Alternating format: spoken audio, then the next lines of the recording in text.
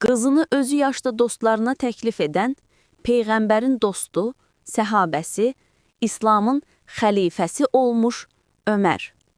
Düşünün, biraz Azərbaycan kişisi qızını özü yaşda olan dostlarına təklif edir ki, gəlib mənim qızımı alın. Özü də dostunun oğluna görə təklif etsə anlaşılar. Özü yaşda olan dostunun özünə təklif edir.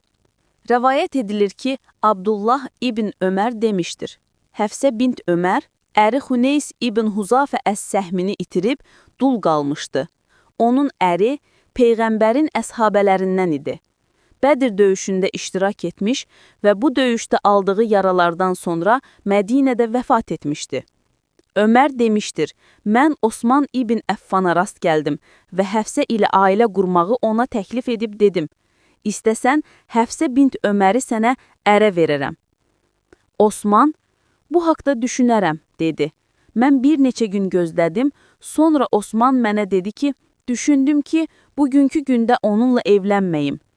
Ömər dedi, sonra mən Əbu Bəkirə rast gəldim və ona da, istəsən Həfsə bint Öməri sənə ərə verərəm, dedim.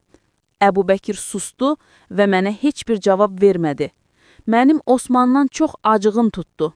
Mən bir neçə gün gözlədikdən sonra Peyğəmbər Həfsəyə elçi göndərdi və mən də qızımı ona ərə verdim. Bundan sonra Əbu Bəkir mənə rast gəldi və deyəsən Həfsəni mənə təklif etdiyin zaman sənə bir cavab vermədiyimə görə mənə acığın tutmuşdu, dedi. Mən, bəli, deyə cavab verdim.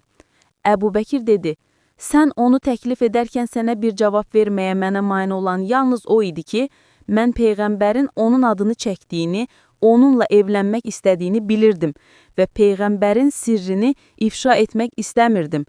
Əgər o, yəni Həfsədən imtina etsəydi, mən onu alardım. Əl-Buxari 4005-ci hədis. Bu kimi hədisləri bilmək istəyirsənsə, kanala abunə olub, bəyənib paylaşmağı unutma.